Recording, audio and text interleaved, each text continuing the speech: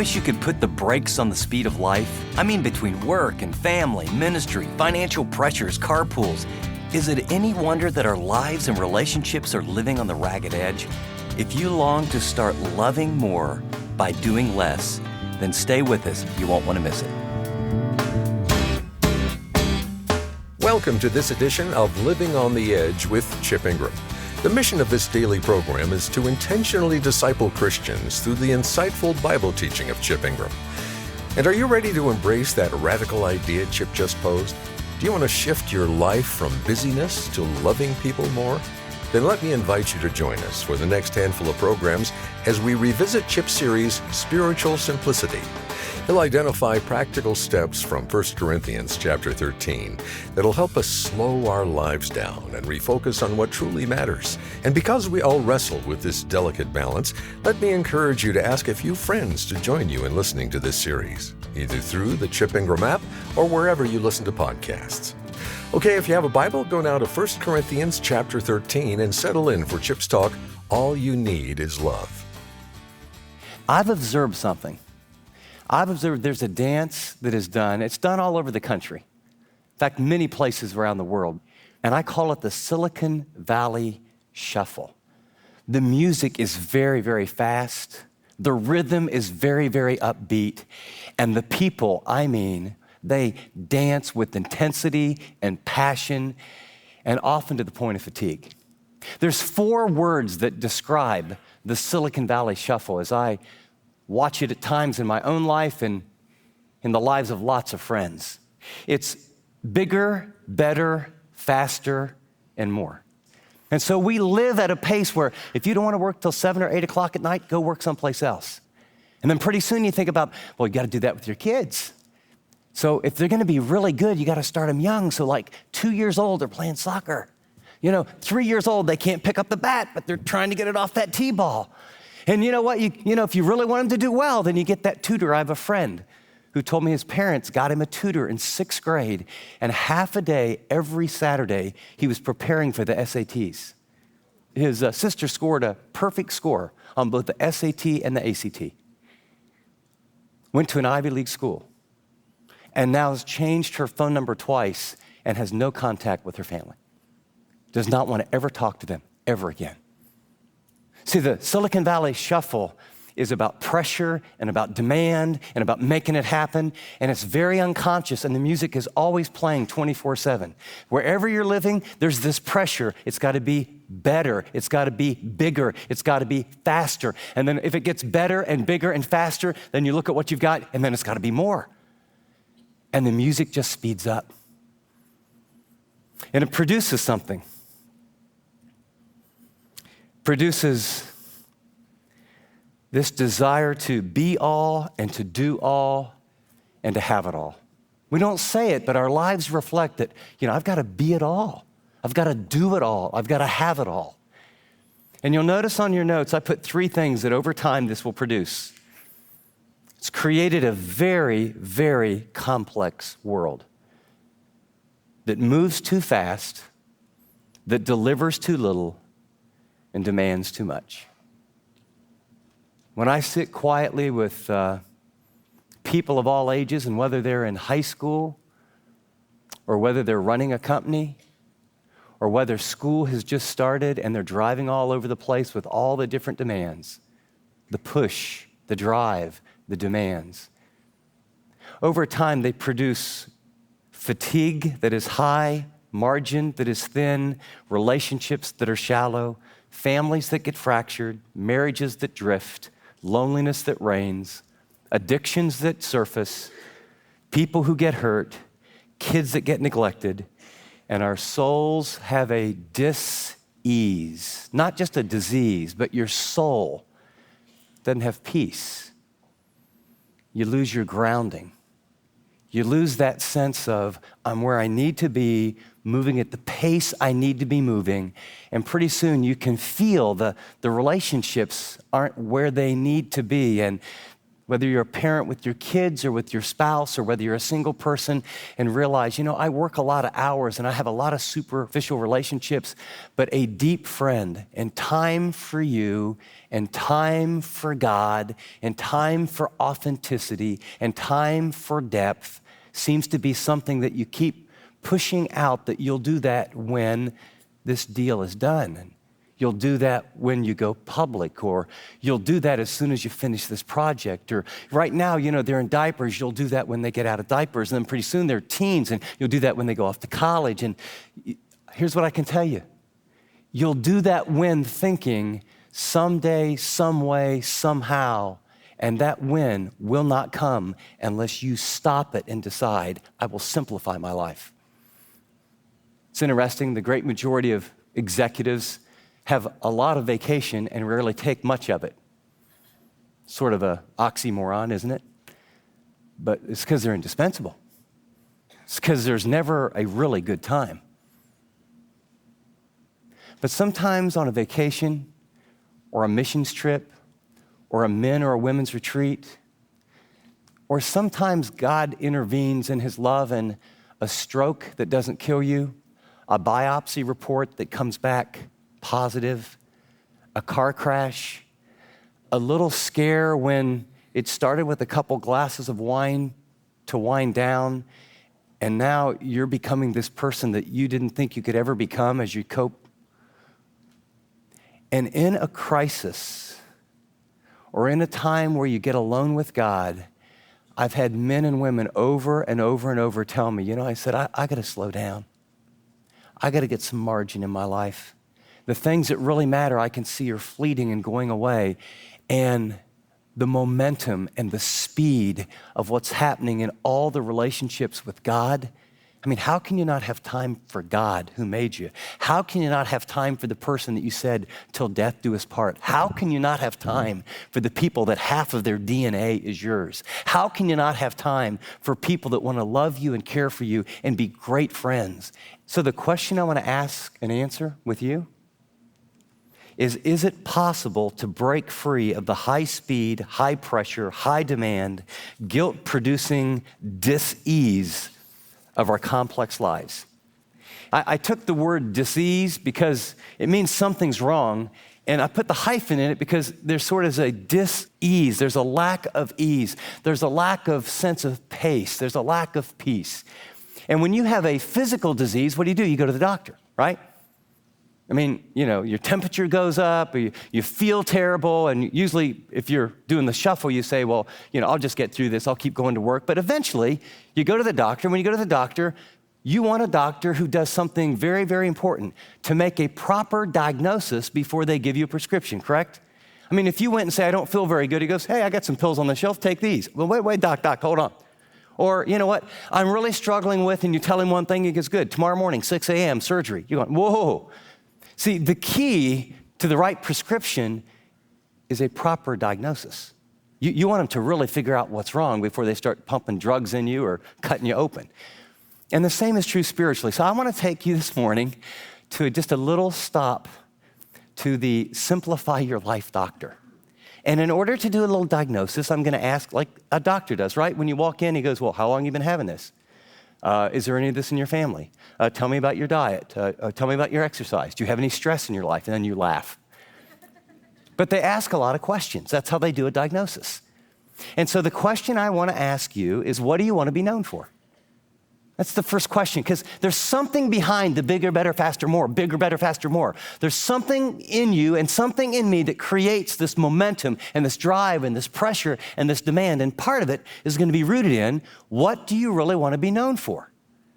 And we heard, I want to be known as a kind and loving person. I want to be known as a person who's fair. Other people would say, I want to be known to be a great mom or a great dad, or I want to be known as an excellent student. I want to be known as, one person said, a person who solves some problem, is very knowledgeable. I want to be known as someone who's very wise. I want to be known as someone who's, and if you had to write down, I want to be known for, what would you write on your notes? What would you write? Now, the problem with this question that was kind of interesting is we all have two lists of what we want to be known for. There's the list that when someone like me asks you this, I mean, no one is writing, I want to be known as an axe murderer, okay? I'm thinking we're okay on that one, right? But I'm figuring there's not a lot of you who say, I want to be known for being a driven, overextended, hurried parent who doesn't connect with my kids. Nah, that's not a good one. I want to be known for a very successful business person who has been through 2 or 3 marriages. No. I want to be known for someone who's way too busy to have any meaningful, deep friendships. See, what I'm going to say with my lips and what I intellectually want to be known for is one list. And then your schedule and my schedule and your words and where your time and energy and money goes is a separate list. And the bad part about life is like when we go to the doctor, when they ask, how are you eating? We tell them stuff like, I think pretty good. Fairly healthy. I roll out of bed, coffee, no breakfast, get a Danish, have a candy bar at noon, and eat a decent supper. Isn't that good? Not that I do that. That was hypothetical. Do you see the difference? Well, let me ask one more question. If you could get it down to one word, just one word, what would you want to be known for? And I realize that's super hard, but if there was one word that could describe you, one word where if you're a parent, your kids would say, this describes my dad or my mom. Or if you're married, your spouse would say, this is what, the one word that epitomizes when I think of my mate, it's this. Or one word that really epitomizes what my closest friends think of me. What would it be? Got it? I'm going to suggest that there might be a lot of good solutions, but there is one word that no matter what word you came up with, if it's not this word, that your word is a distant second. And not there's anything wrong with wanting to be a good mom or a good dad or a hard worker, a successful business person, or to start your own company or to be a great athlete or a great artist. Those desires are fine, but you could fulfill all those desires, but if you didn't fulfill this one word, according to God, all of those are not like a close second. They're like such a distant second. If this one word does not describe my life and your life, we will find ourselves missing what matters most. And I'm convinced the only way to simplify your life is to get clear on what really matters. The Apostle Paul would write one very overarching principle. And he's going to tell us that anything minus love is nothing. Anything. Any success, anything powerful. And then he's going to tell us, put another way, that everything minus love is nothing. And you might say, well, Chip, where did you get that? The Apostle Paul is writing to a church. They're high capacity, they're very gifted, they're situated in a part of the world where they have just great influence. It's the Corinthian church, but they have a lot of shuffle problems. They have dysfunctional relationships. The things that matter most aren't going very well. And so there apparently was maybe a tattletale, a good tattletale, who sort of said to Paul, that church, they're not doing very well. Here's all the issues. And like the first 4 or 5 chapters, he talks about, they're suing one another and there's divisions and it's, all the things about living the way Jesus said, they're just not doing very well. It's not what you taught. And then later, Paul gets a letter. And they have a number of questions. They have questions about marriage and questions about singleness and questions about divorce and questions about lawsuits and questions about the Lord's Supper and questions about all kind of things, the gifts of the Spirit and spiritual maturity.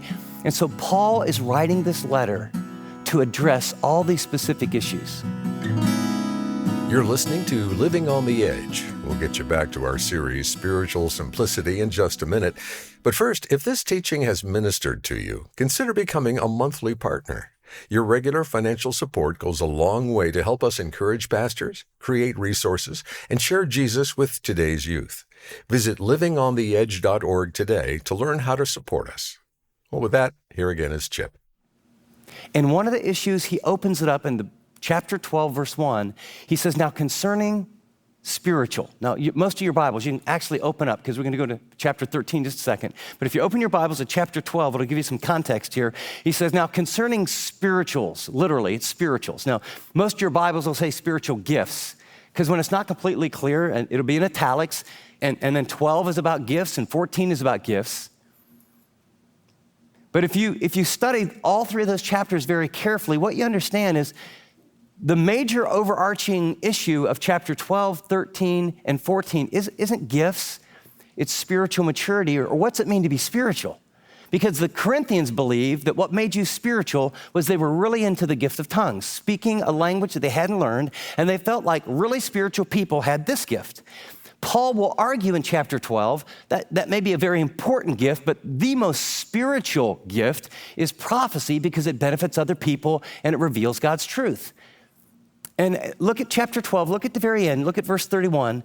He says, now he makes this, talked about all the gifts and their role in spiritual maturity. And then he says, now let me show you a more excellent way. And then he opens it up and he says, if I speak with the tongues of men and of angels, but have not love, I'm a resounding gong or a clanging cymbal. If I have the gift of prophecy and can fathom all mysteries and all knowledge, and if I have faith that can move mountains, but do not have love, I am nothing. If I give all my possessions to the poor and surrender my body to the flames, but have not love, I gain nothing. Could you go in your notes and just underline, but have not love, but have not love, but have not love, 3 times, right? But have not love. And did you notice the progression? It goes from not very good to bad, then to worse. And so he takes that gift that they esteem, and it says, this ability to speak in another language that you haven't learned, if you could even speak it in angels' languages, but if you don't do it with love, I mean, you guys really think this is the biggie? If you don't do it with love, you just become like a gong and a clanging cymbal. And he's referring to their background. In their background, in pagan worship, they believed that you had to wake up the gods. And the way they would wake up the gods as they would start their pagan festivals is they got bong, bong, ching, ching, ching, bong, bong. And they would make all this noise that didn't have any music or any sense to it to get their God to wake up. And so Paul's given a little dig to them because there's not love in this group. They've got a lot of gifts. They treat each other badly. They gossip about each other. There's division. There's disunity. And they've got all kind of dysfunctions in this church. And he's saying, you want to really be spiritual. He said, if you had this greatest gift ever that you think is so hot without love, you just basically come like the beginning of your old pagan worship services. And so actually it produces nothing. Then notice he goes on to say, if I have, so he moves from a performing, something that you do, to something that you possess. And then he goes back to his spiritual perspective of if prophecy is the highest one, and he goes, even if you have that and you knew mysteries, you had all this knowledge, and you had this faith that you could trust God, that supernatural things would occur. If you do that without love, not only does it not produce anything, you become nothing. Think of that. That's your essence. And then finally says, if you exercise, I'm sure he's thinking here of the gift of giving that he explains to him later. If you are so sacrificial in your giving that, it's lavish. 10%, you blew by that. 20%, you blew by that. 50, 60, 70% of your income, you're lavish. In fact, you decided at one point in time you would actually lay down your life. Allow your body to be burned, be martyred. Sacrificially, you are providing. But he says if you didn't do it out of love, profits you nothing. I want to summarize love's supremacy. And what I've done here, I've taken a little bit of liberty, because in the context, Paul is speaking to them about the focus they need to have. They lived in a complex world. They were a very gifted church. They had a lot going for them. And so I wanted to apply this passage to us. And so performing in your world with the greatest gifts and abilities without love, jot down, produces nothing. Performing. Some of us are good at performing because we have learned that when you perform, you get strokes and affirmation. And strokes and affirmation, although it's not like real love from in-depth relationships, it feels pretty good and it's a cheap substitute. Second, possessing the best, the finest, the most amazing things you can imagine without love, you become nothing. Now, in the context here, he was talking about possessing these amazing gifts. And what you possess in terms of position and privilege, and what you possess in terms of the esteem of other people, and what you possess in terms of reputation, and how old are you, and how quickly are you moving up, and what you possess in terms of your little kids, and can they hit the ball or run faster or farther than other little kids. And what you want to be known for, these get into the things that drive you. This is why so many people are living in SUVs and eating fast food 5 nights a week, from minivan to minivan, from practice to practice. This is why people don't eat dinner together and don't have time to eat dinner together, and why couples see each other briefly in the morning, see one another with blurred eyes, and reconnect not very well at 10 o'clock that night. And keep thinking, okay, there's more to do, there's more to get done, the to-do list is longer, I just gotta keep it going, and then the lie, but when this season is over, it's always just a season, but it seems like the seasons stack up on one another. And third, sacrificially providing for those you love, the neediest, the greatest cause on earth without love profits you nothing.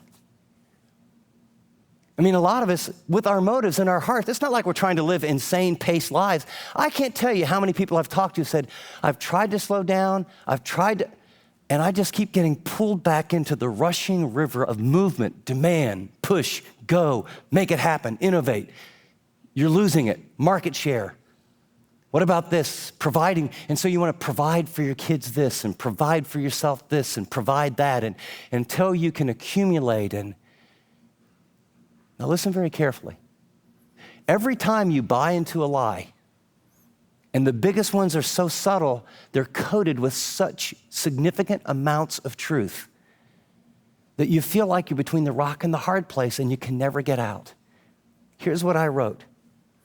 Many of us live very hurried, overextended, complex lives with shallow, superficial relationships, even with our closest friends and families, because we have unconsciously learned to believe performing well, possessing much, and providing stuff is what life is all about.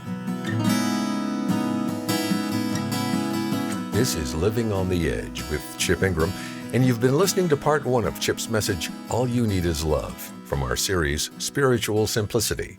Chip will be back shortly to share some helpful application for us to think about. Have you ever felt like there's never enough time in the day for yourself, the people you love, even God? If you can relate, don't miss this series. Chip's going to challenge the unrealistic standards and expectations we all feel pressured by. Join us as we learn how to break free from this demanding cycle and discover the simpler, more fulfilling life God has in store for us. I hope you'll be with us for every part of this study. Well, Chip's with me in studio now. And Chip, since you're teaching from a pretty familiar passage in 1 Corinthians, highlight what you're wanting our listeners to walk away with. Why are these truths so necessary for all of us right now? Well, that's a really great question, Dave, and it is a classic passage, right? 1 Corinthians chapter 13 are often called, the love passage. Even people that don't think anything about religion or God or the Bible have read, love is patient, love is kind, and is not envious. This kind of poem, if you will, by the Apostle Paul as he was directed by the Holy Spirit. And it happens to be sandwiched in between 2 passages about how different we are and how we have different gifts and how we really need to take all of our differences and how they fit together. And the Apostle Paul says there's a more perfect way. There's a way for the church to get along. There's a way for people to get along. There's a way to, instead of comparing with one another and being against one another and seeing all the things where we're different, this is a passage that is sandwiched in between those differences that says the more perfect way is loving one another. And contrary to kind of popular culture, Dave, where love is basically a feeling and, you hear love is love. Well, love has some boundaries. It has some clarity. There's some objectivity to what it means to love a person. And this passage is very unique in that it's the way God is toward us. If love is patient, that means that God is patient. God is understanding. And in a world that is so polarized right now, in families, in politics, in racial conflict, in, all the things that we face coming out of those years of pandemic, what's it look like to really love? Because love covers a multitude of sins, and love never fails. Thanks, Chip. Well, I hope you'll join us for every part of this series. And to help you get the absolute most out of Chip's teaching, let me encourage you to get his message notes. They include his outline, the verses he references, and some key fill-ins to help you remember what you hear. Download them under the Broadcasts tab at livingontheedge.org. App Listeners tap Fill in Notes. Well, now here's Chip with a few final thoughts from what we heard today. Thanks so much, Dave. I want to repeat the very last line of today's message because it really struck me, and I'm guessing it struck you. Many of us live very hurried, overextended, complex lives with shallow, superficial relationships, even with our closest friends and families, because we have unconsciously learned to believe performing well, possessing much, and providing stuff is what life is all about. And I know intellectually, as a follower of Jesus, you don't believe that, but the fact of the matter is our behavior, our rush, our hurry.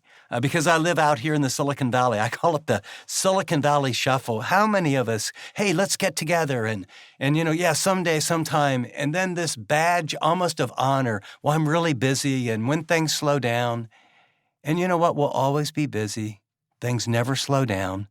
As we begin this journey about learning to do less and to love more, I'm going to ask you to really pause today, to pause and say, why am I in such a hurry? Where am I going so quickly? And why are tasks dominating my life? And who's the person in the cubicle next to me? Or how will I greet my roommate when I get home? Or my wife or my husband? Or is it just hurrying the kids off to get them here and to get them there? Have you looked into their eyes? Have you wondered what's really going on inside?